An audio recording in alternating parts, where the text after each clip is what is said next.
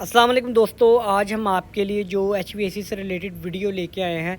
ये आपके सामने ट्विन रोटरी स्क्रू चिलर है। इसके ऊपर कंप्लीट डिटेल्स, इसके जो रेफ्रिजरेशन साइकिल और इसके अलावा जो मेन पार्ट्स हैं उसके ऊपर कंप्लीट डिटेल से आपके साथ इंफॉर्मेशन शेयर करेंगे। तो चलिए दोस्तों, स्टार्ट करते हैं ये इंटरेस्टिंग वीडियो देखने से पहले अगर आप हमारे चैनल के ऊपर नए हैं तो हमारे चैनल HVAC टेक्नोलॉजी को सब्सक्राइब कर लें और बेल आइकन के बटन को लाजमी प्रेस करें। तो दोस्तों, सबसे पहले मैं आपको बता दूं कि ये टू सर्किट यानी कि इसके अंदर डबल कंप्रेसर, डबल कंडेंसर के पार्टीशन, इसी तरह डबल एवापोरेटर की पार्टीशन है। इसके अंदर डबल VFD है, डबल कंप्रेसर हैं। तो इसके ऊपर हम कंप्लीट डिटेल से सबसे पहले इसका रेफ्रिजरेशन साइकिल आपके साथ शेयर करेंगे।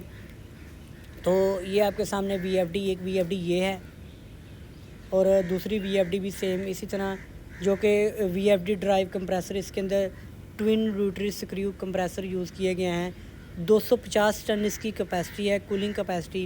इसकी बैक साइड पे आपको लेके जाता हूँ तो ये आप देख रहे हैं, इसके टॉप के ऊपर 2 कंप्रेसर फिट हैं। ये आप देख रहे हैं, ये ट्विन रोटरी कंप्रेसर्स हैं, सर्किट 1 और सर्किट 2। इसी तरह ये आप देख रहे हैं, इसके कंडेंसर और एवापोरेटर में भी पार्टीशन है। आप इसको सिंगल भी यूज़ कर सकते हैं अगर आपका लोड वगैरह कम है, लेकिन वो ऑप्शन आपको कंट्रोलर में जाके इसकी सेटिंग वगैरह करना पड़ती है। अब हम सबसे पहले इसका जो रेफ्रिजरेशन साइकिल आपके साथ शेयर कर देते हैं कि ये आपके सामने आपको दिखाते हैं। जो इंसुलेटेड लाइन है, ये कंप्रेसर बेसिकली एवापोरेटर से सक्शन लाइन है जो कि इंसुलेटेड है। लो वेपर लो टेम्परेचर रेफ्रिजरेंट यहाँ से ये एवापोरेटर के साथ कनेक्टेड है, यहाँ से सक्शन करेगा क्योंकि ये कंप्रेसर की सक्शन पोर्ट है। कंप्रेसर इसी रेफ्रिजरेंट को low temperature low vapour refrigerant को high temperature high pressure refrigerant में कन्वर्ट करके ये ऊपर डिस्चार्ज की लाइन है। यहाँ पे आपकी कंप्रेसर के अंदर जो रेफ्रिजरेंट आउट होगी वो जाएगी high temperature high vapour refrigerant हमारे ऑयल सेपरेटर के अंदर।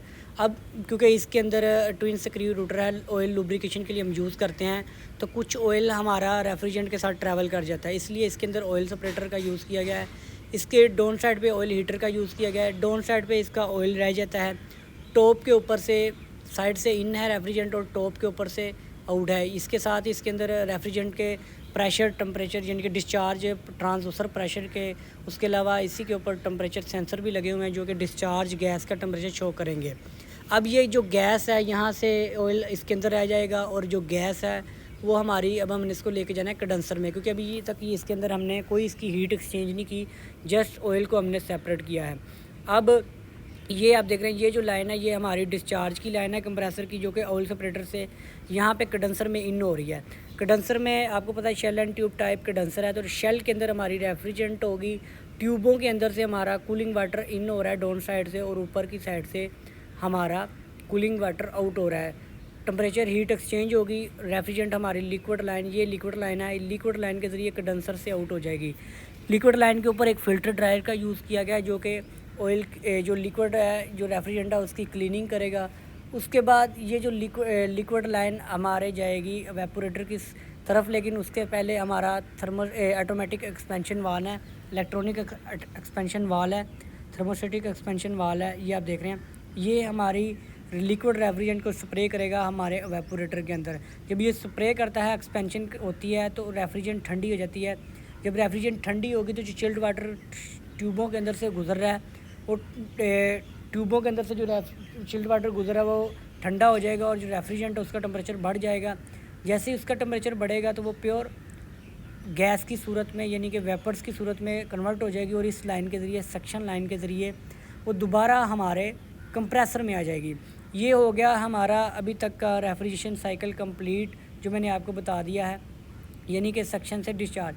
अच्छा, उसके बाद जो ऑयल रह जाता है इस ऑयल सेपरेटर में, ऑयल सेपरेटर के अंदर नीचे की साइड पे आप देख रहे हैं, इसके नीचे एक ऑयल लेवल सेंसर लगा हुआ है जो कि इसके लेवल को मेंटेन करता है। उसके अलावा ये जो लाइन जा रही है ये कंप्रेसर में दोबारा इन करेगी ऑयल को, जो इसमें ऑयल आ गया होगा रेफ्रिजरेंट के साथ। लेकिन कंप्रेसर में जाने से पहले कंप्रेसर के ऊपर एक ऑयल फ़िल्टर लगा होता है ताकि किसी भी किस्म का इसके अंदर जो कचरा वगैरह कोई भी चीज़ है वो हमारे कंप्रेसर में दोबारा ना जाए। उसके बाद मैं आपको इसका, ये आप देख रहे हैं, ये हीटर लगाया गया है। हीटर का यूज़ इसलिए किया गया कि जब आप चिलर को बंद कर देते हैं तो ऑयल का टेम्परेचर मेंटेन रहे बिल्कुल।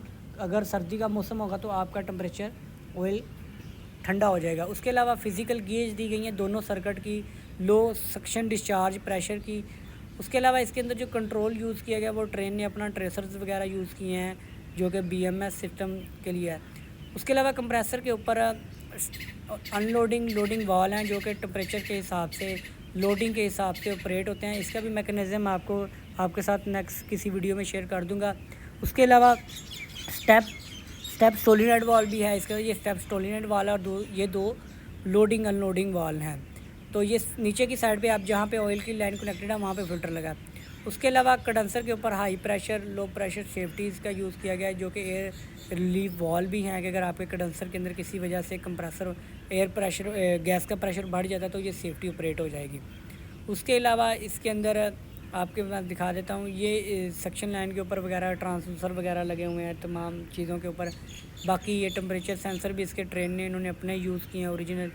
तो ये आप देख रहे हैं इस टाइप के इसके अंदर टेम्परेचर सेंसर है जो कि chilled water in cooling water in out दोनों के ऊपर लगे हुए हैं। उसके अलावा gas temperature discharge temperature suction temperature oil temperature तमाम चीज़ों के ऊपर आपके इसके टेम्परेचर सेंसर भी लगाए गए हैं। तो ये आप देख रहे हैं, ये इसका डिस्प्ले है जो कि चिलर अभी बंद पोजीशन पे है। इसका जब ये रनिंग पोजीशन पे होगा तो इसके मैं तमाम पैरामीटर भी आपके साथ शेयर कर। और इसके अलावा अगर आप किसी इस चिलर के बारे में जो डिटेल जानना चाहते हैं तो कमेंट की सूरत में लाजमी पूछें।